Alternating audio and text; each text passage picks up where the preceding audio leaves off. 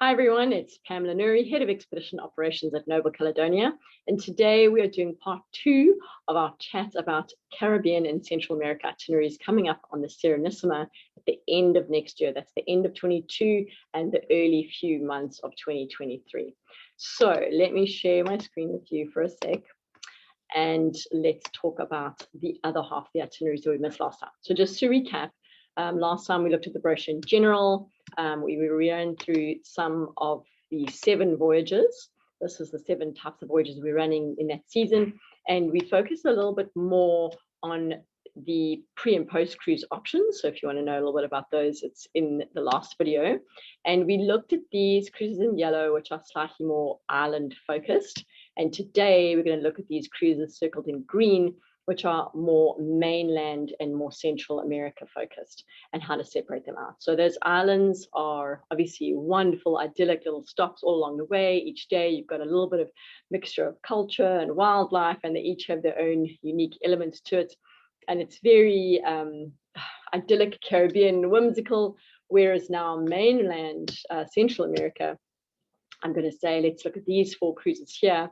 It's a little bit more muddy, wet, wildlife, insects, the works. So it's slightly more expedition-y. And so you'll see also they all have this little expedition logo.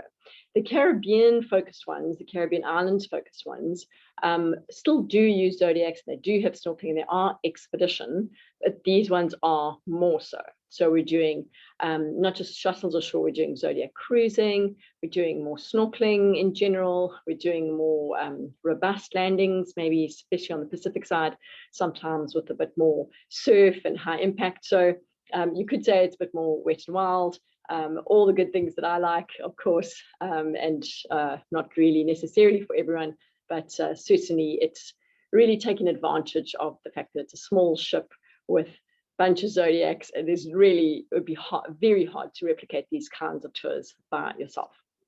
So more expedition-y, like I said, just a nice easy landing with Serenissima in Costa Rica, Orchid House, that one, and here again, Costa Rica. So you can just sort of see the atmosphere when it's mainland versus the islands. You know, there is more rainforest, more wildlife, more culture, or of these ancient cultures as well. And it's sort of really is a little bit of a different kettle of fish compared to the Caribbean islands that we spoke about last time. Another major thing now, if you're picking between these voyages, and I'll mention Secret World of Two Oceans does have 2 date options, but if you're choosing between these 4 voyages and the pre-post cruise, or the dates didn't really help separate that out for you, then the big obvious separator is these ones with the Panama Canal. If you've done the Panama Canal once or even a few times, we have come across guests who've done the Panama Canal 7 times. If you've done the Panama Canal and you're like, okay, been there, done that, I'm not that worried about it, then Central America Odyssey is a great way to go.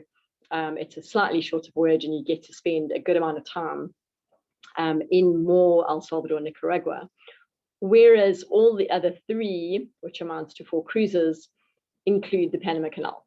Should you do the Panama Canal? Yes. If you've never done it before, the Panama Canal is so special in the world. It's one of those maritime events that you have to do at some point, hopefully, if you are a fan of cruising. Just remember, it's going from, depending which way we go, it's almost running southeast to northwest. And we are going from the Atlantic to the Pacific or the Caribbean, and you're going 82 kilometers or such, but it's 26 meters up. So you're coming into the locks to rise up, to basically go over the mountains, into the Gatun Lakes and down the other side. So it is a whole day event from morning to night. It is entertaining from morning to night. Some of the other canals, Suez Canal, and that are interesting, of course, but the Panama Canal, you generally get a narrator on board, and all the time you are being explained to by this local narrator what's going on and what you're seeing, and it really, really is an entertaining day. So the locks itself are quite interesting. The donkeys which drag you through, which are motorized nowadays, are unique to this canal as well. And remember, the Panama Canal is iconic for so many reasons. I mean, it's, made the transition from Atlantic to Pacific. Of course, the ships didn't have to travel all the way around, but also all ships until just a few years ago, there was a Panamax, which all ships were contained or restricted to whether they needed to go to the Panama Canal or not. And they were Panamax size, which means they were the maximum size to go through the Panama Canal. Now, just a few years ago, they made the new Panamax size, so an extra couple of locks that would allow a slightly larger Panamax size. So there's new Panamax size, which still all ships in the world are built. The first question, are we building a ship? Does it have to go through the Panama Canal or not? Because the really big cargo ships that are exceeding new Panamax can't go through this canal. So that's how iconic it is in the world of shipping. And all ships have a hole right in the front of the bow, which is specially intended for the donkeys and the cables to drive them through the Panama Canal. So to get to go through the Panama Canal, here's Serenissima going through the locks, really is, I think, one of those maritime events that is great to do. And the Serenissima is such a lovely vessel to do it on because there's lots of lovely outdoor spaces. This little flybridge here, where it's in front of the navigational bridge, passengers can spend hours up there all day watching, or you can go to one of the back decks where you're sitting in the shade and watching us go through the Panama Canal. So huge fan of Panama Canal. If you haven't done it, you have to do it. And there's many opportunities in this season to get yourself through the Panama Canal.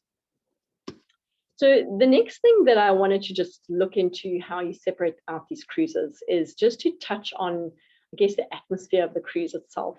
All of them have a large chunk of Costa Rica. Costa Rica is so tourist friendly. It's so fantastic. It's very wildlife focused.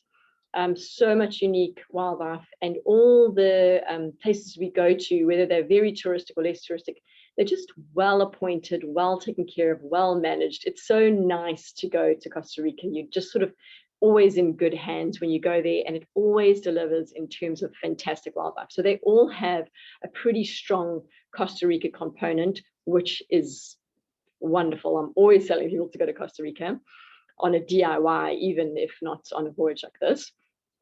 And then where it separates out a bit as well, apart from the Panama Canal, is whether or not you want to include other elements.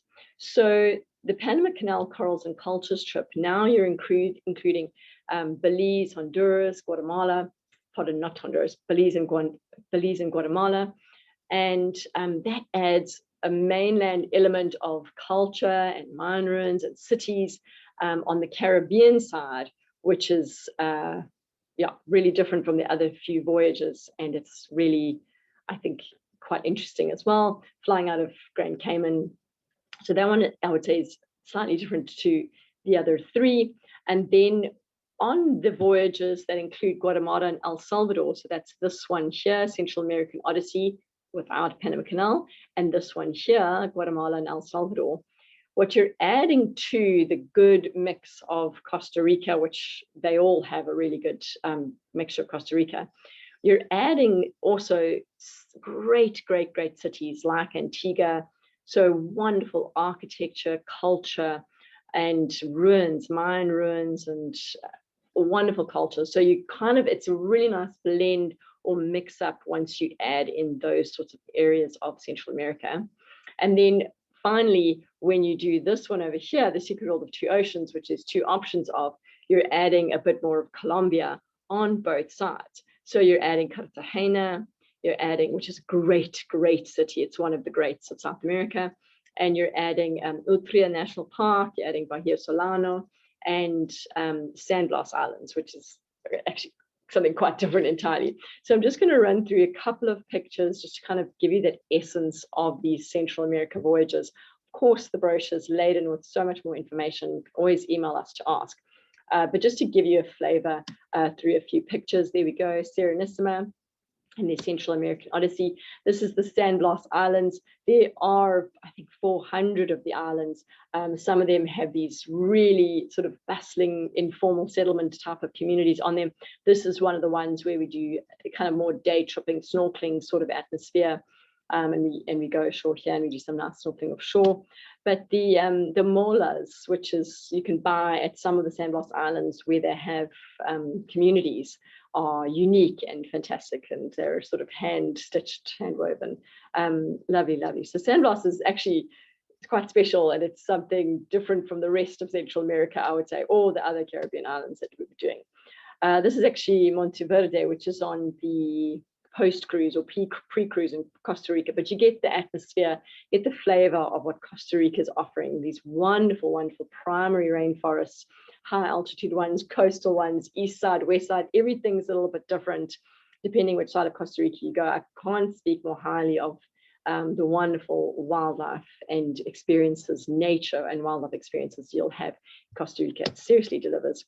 Lovely white-faced capuchins, and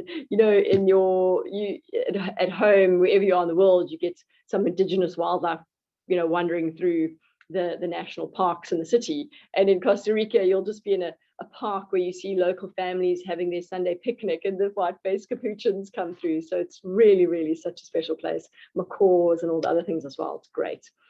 Like I said, when you add Nicaragua and El Salvador, you're starting to also add these great, great historic cities with amazing architecture, rich, rich, rich history.